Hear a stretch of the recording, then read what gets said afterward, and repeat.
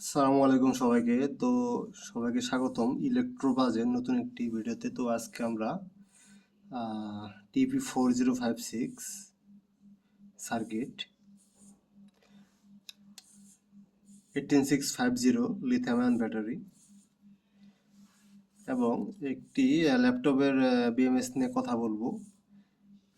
হ্যাঁ, আপনাদের একদম সহজ উপায়ে বোঝানোর চেষ্টা করব এবং প্র্যাকটিক্যাল লাইফে কিভাবে কাজ করে সব কিছুর ইতিহাস খুলে বলবো। তো চলুন শুরু করা যাক। তো আজকে সকাল সকাল আমাদের ইলেকট্রোবাস ওয়ার্কশপে আমরা এই ল্যাপটপের পুরাতন যে সেলগুলো রয়েছে, সবাই তো পরিচিত, এরকম সেল নিয়ে আমরা কাজ শুরু করি। তো এই এই সেলগুলো এই বিএমএস এর সাথে লাগানো ছিল। তো এটা মোটামুটি আমাদের হাতে এই 2 মাস আগে চলে আসছিল। হ্যাঁ, বাট আমরা সময় পাইনি। তারপর আজকে আমরা এটা নিয়ে কাজ শুরু করলাম।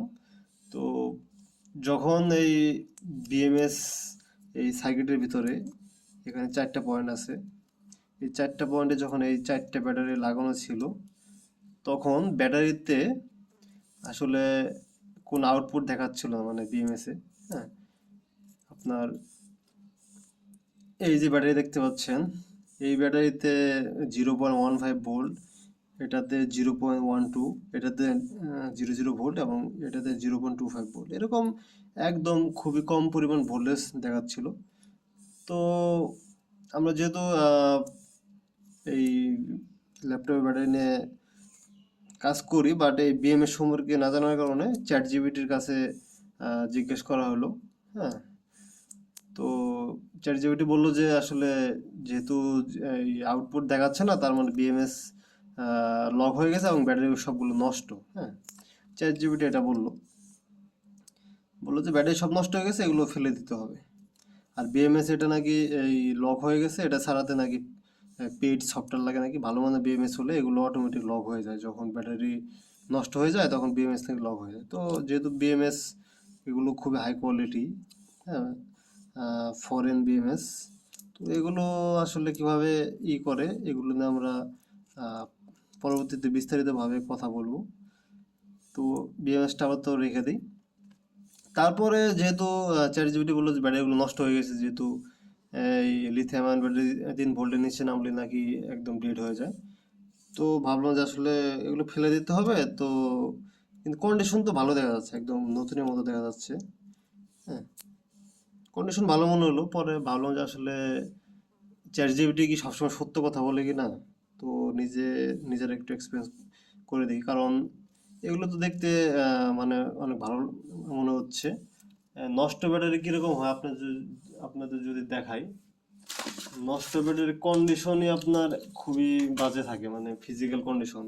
দেখতে পাচ্ছেন এই যে নষ্ট ব্যাটারি কি হয়, এই যে এই এগুলো ফুলে যায়, জং ধরে। হ্যাঁ, এগুলো আসলে নষ্ট, বাট এগুলোর কন্ডিশন দেখে মনে হলো যে এগুলো আসলে নষ্ট হওয়ার কথা না। চ্যাট জিপিটিতে সবসময় সত্য বলবে তাও না। তো আমরা কি করলাম, একটু ঘাটাঘাটি শুরু করলাম গুগলে, এবং তারপরে আমরা ভাবলাম যে এটাকে আমরা চার্জ করব, এইসব ব্যাটারিকে আমরা চার্জ করব।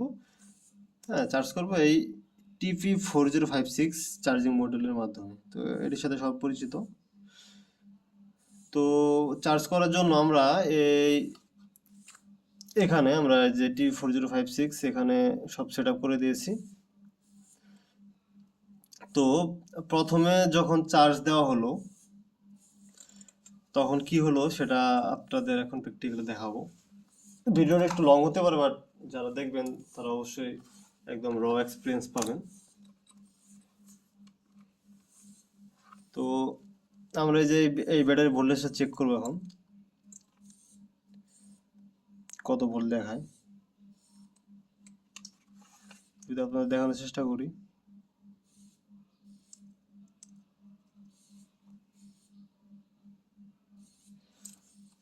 আচ্ছা, 0.1 দেখাচ্ছে। আচ্ছা, তো আমরা এই ব্যাটারিটা চেক করবো। হ্যাঁ, এটা মাইনাস আর এটা হলো প্লাস। তো আমরা দেখাচ্ছে হলো 0.12। আপনারা যদি লক্ষ্য করবেন তাহলে দেখতে পারবেন 0.12 দেখাচ্ছে।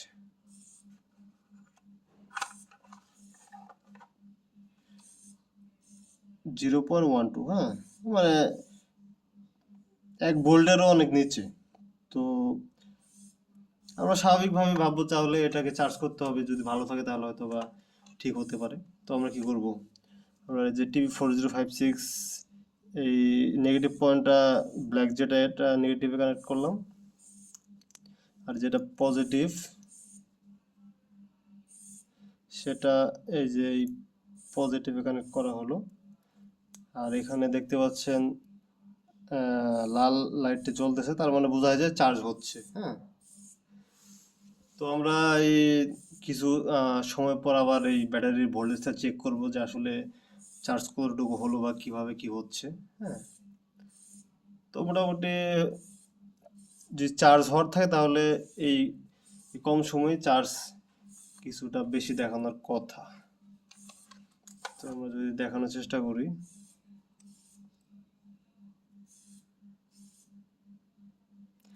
দেখতে পাচ্ছেন এখানে চার্জ এখন 0.91 ভোল্ট দেখাচ্ছে।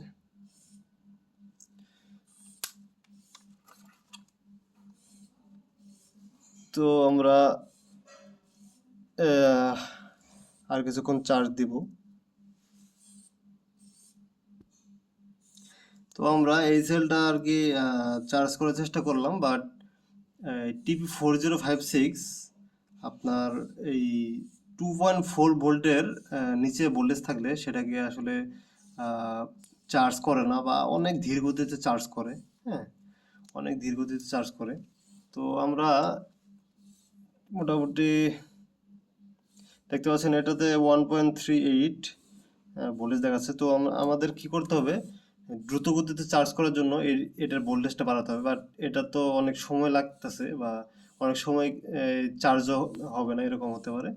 তো আমরা একটি সহজ পদ্ধতি অবলম্বন করব। যখন একটা লিথিয়াম আয়ন ব্যাটারির ভোল্টেজ 0 ভোল্ট থাকে, তখন এটা আসলে অন্য বিভিন্ন সার্কিট আসলে এটাকে ডেড ব্যাটারি মনে করে, সেজন্য এরকম চার্জারের সাথে লাগানোর আগে এটাকে আপনার এরকম একটি ভালো লিথিয়াম আয়ন ব্যাটারির মাধ্যমে ভোল্টেজ সিপিআর দিতে হবে, মানে ভোল্টেজটা এই ব্যাটারি থেকে এই ব্যাটারিতে যাবে। হ্যাঁ, এটাকে আপনারা বলতে পারলেন যে ভোল্টেজ সিপিআর মানে ইমার্জেন্সি ভোল্টেজ। হ্যাঁ, তো আমরা এখানে এটা ট্রাই করব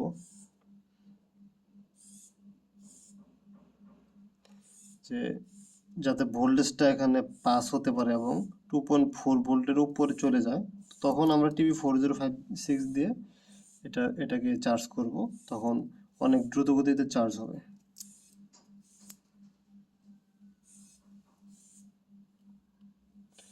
তো আমরা চার্জ করার পর আপনাদের দেখাচ্ছি। তো আমরা এটাকে মোটামুটি চার্জ করার চেষ্টা করেছি, দেখতে পাচ্ছেন 2.40 মতো রয়েছে।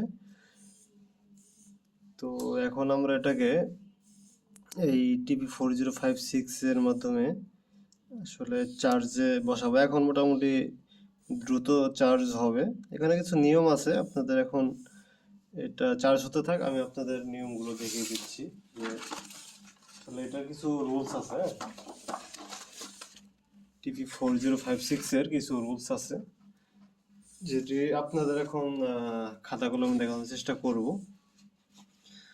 তো দেখতে পাচ্ছেন এখানে এই TP4056 এর কাট অফ মানে 4.2 ভোল্ট। কোনো ব্যাটারির ভোল্টেজ যদি 4.2 ভোল্ট হয়ে যায় তাহলে চার্জ করা বন্ধ করে দেবে, যাতে ব্যাটারিগুলো ওভার চার্জ হয়ে নষ্ট না হয়ে যায়। কারণ ওভার চার্জ হলে ব্যাটারি গরম হবে, গরম হলে ব্যাটারি নষ্ট হয়ে যায়। আরেকটা হলো এই TP4056 কি করে, ওভার ডিসচার্জ। যখন যখন এই যে TP4056 এর এই দুই প্রান্তে তো ব্যাটারি লাগানো থাকে, আর এই সাইডের প্রান্তে হলো আউটপুট লাগানো থাকে। যখন অল টাইম ব্যাটারি লাগানো থাকবে, তখন ব্যাটারির ভোল্টেজ যখন আপনার 2.4 ভোল্ট চলে আসবে, তখন এই TP4056 আর আউটপুট দিবে না, এবং ব্যাটারির ভোল্টেজ তাহলে 2.4 ভোল্টের নিচে আর নামবে না, এবং ব্যাটারি দীর্ঘদিন ভালো থাকবে। এটা হলো ওভার ডিসচার্জ 2.4 ভোল্টে। তো আপনারা চেষ্টা করবেন ব্যাটারি ভোল্টেজ 2.5 ভোল্ট রেখে চার্জ করার জন্য, তাহলে মোটামুটি একটা চার্জ হবে। তো এখানে আরেকটা কথা আছে, এই 2.5 ভোল্ট থেকে 2.9 ভোল্ট, এই যে কিছু ভোল্টেজ, এখানে ব্যাটারি অনেক ধীর গতিতে চার্জ হবে। এটাকে বলে টিকেল চার্জিং। হ্যাঁ, একটু চার্জ হবে, একটু হবে, মানে 130 মিলি এম্পিয়ারে চার্জ হবে, অনেক কম এম্পিয়ার।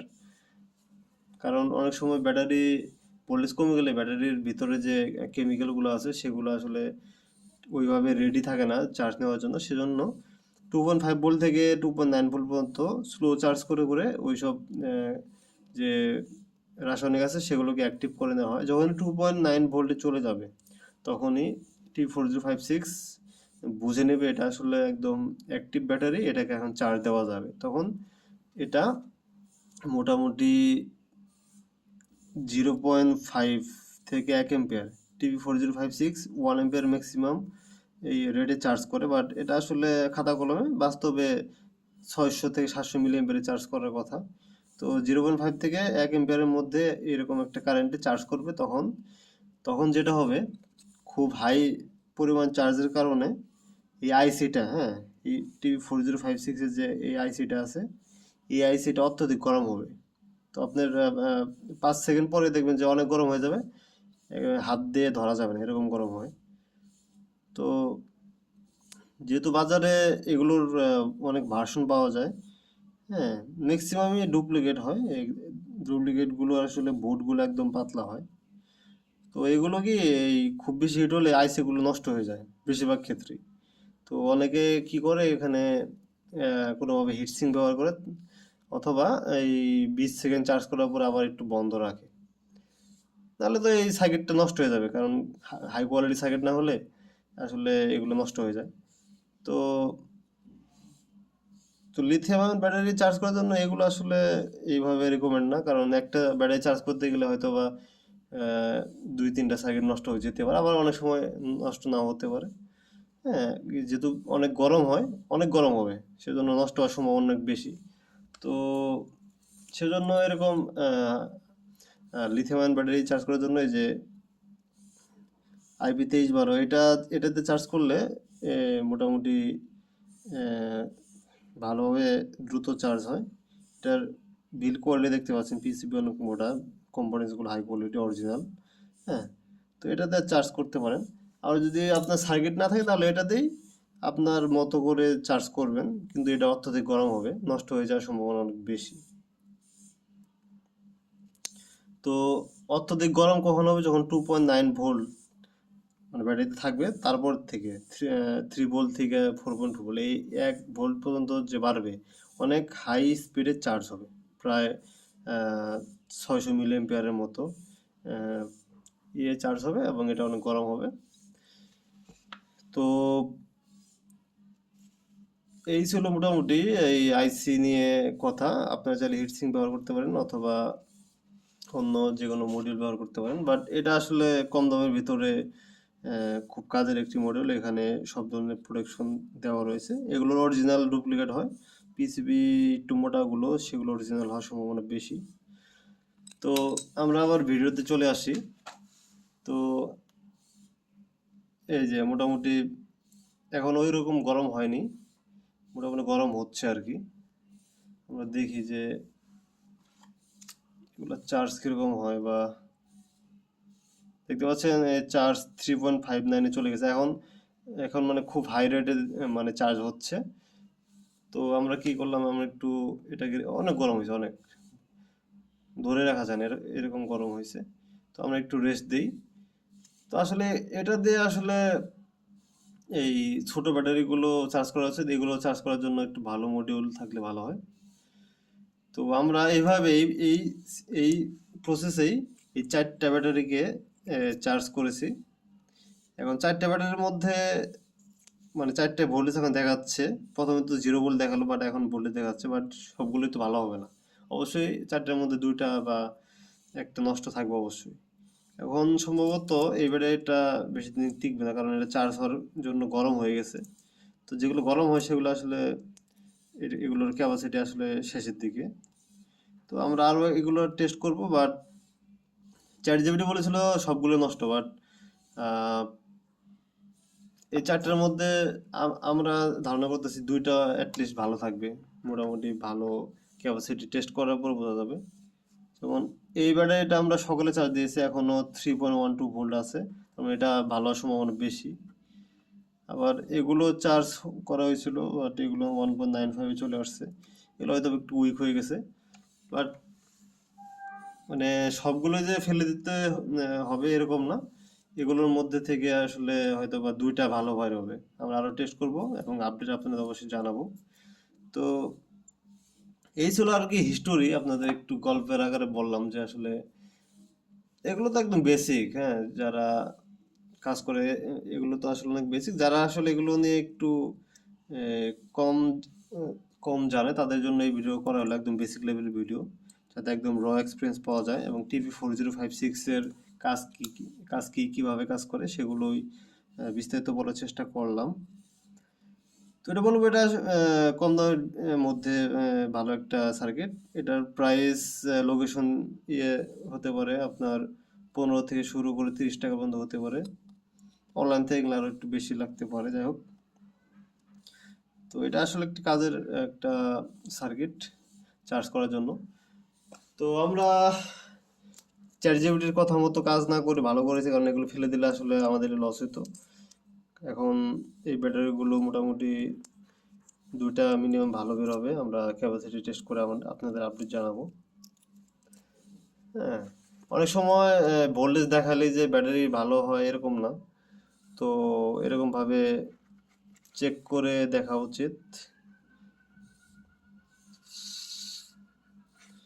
তো দেখতে পাচ্ছেন এই ব্যাটারি একদম অরিজিনাল, মানে একদমই ভালো আছে,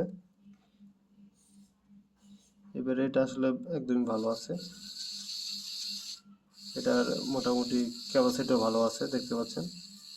এগুলো ওইরকমভাবে চার্জ হয়নি, আপনার 10 মিনিটের মতো চার্জ করা হয়েছিল জাস্ট চেক করার জন্য। এখন আমরা একদম 2-3 ঘন্টা চার্জে ফেলে রাখবো।